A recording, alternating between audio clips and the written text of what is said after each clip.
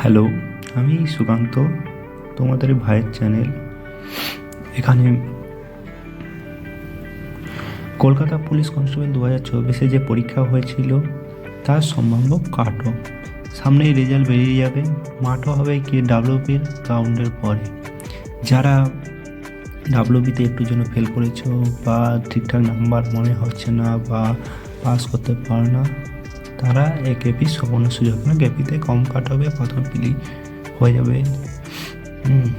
যাদের কেপি ভালো পরীক্ষা হয়েছে ভিডিওটা দেখুন। আর কাট অফের মধ্যে যদি নাম্বার থাকে অবশ্যই রান প্র্যাকটিস করতে হবে। রানের সুযোগ তখন পাবে না, বারবার বলে দিচ্ছে। তখন আফসোস করবে, খুব কম সুযোগ দিবে ডাব্লিউপির মতন। কাট অফ এ ভিডিও বানাতাম না, সবাই অনুরোধ করেছে, বলছে কাট অফ চাই, নাহলে রান ঠিকঠাক করতে পারছে না, প্র্যাকটিস ঠিকঠাক করতে পারছে না, এই জন্য কাট অফটা বানিয়ে দিয়েছি। এটা জাস্ট প্রেডিকশান, এটা নাও মিলতে পারে। সকলে অনুরোধ জানিস। কাট অফ বা প্রেডিকশান প্রিলিমিনারি কাট অফ, এটা 100 পরীক্ষা ছিল। এটা জাস্ট পাস করতে হবে, তারপরে রান হবে, তারপরে মেন্স এক্সাম, তারপরে ইন্টারভিউ। সেই মেন এক্সামটা ভালো করে দিতে হবে। ভ্যাকেন্সি 4000 প্লাস ছিল।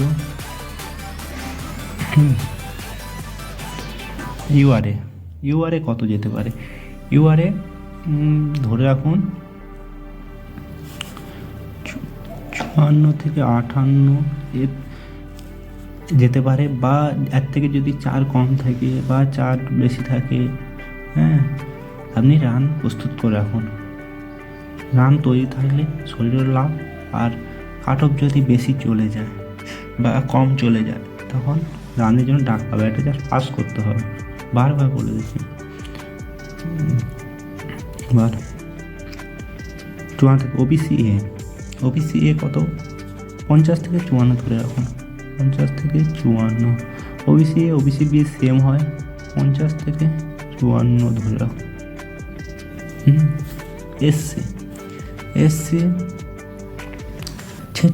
এসসি কত যেতে পারে?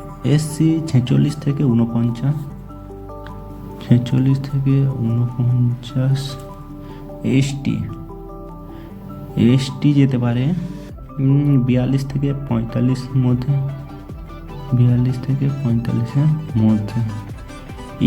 ইডাব্লিউএস অনেক কম যাবে। ইডাব্লিউএস 35 থেকে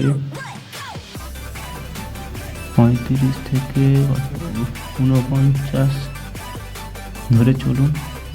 আর এটা জাস্ট পাস করার, মানে এর সঙ্গে ইন্টারভিউ কোনো সম্পর্ক নেই। মেন্স এক্সাম ভালো করে দিতে হবে।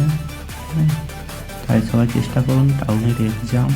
আর মেয়েদের 1 থেকে 10 করে কম রাখুন, 5 থেকে 10 কম ধরে চলুন। লেডিদের -7 থেকে -10 করে দিন, ধরে চলুন। এটা আগের বছর কোশ্চেন সহজ ছিল, এবছর কোশ্চেন যথেষ্ট টাফ। আশা করি ভিডিওটা ইনফরমেশান। আমি এই ভিডিও সত্য ছাড়া ভিডিও করি না। তাই চ্যানেলটা সাবস্ক্রাইব করে রাখুন। ভুলভাল খবর কখনো ছড়ায় না। প্লিজ সাবস্ক্রাইব, ইনফরমেশান হলে প্লিজ সাবস্ক্রাইব।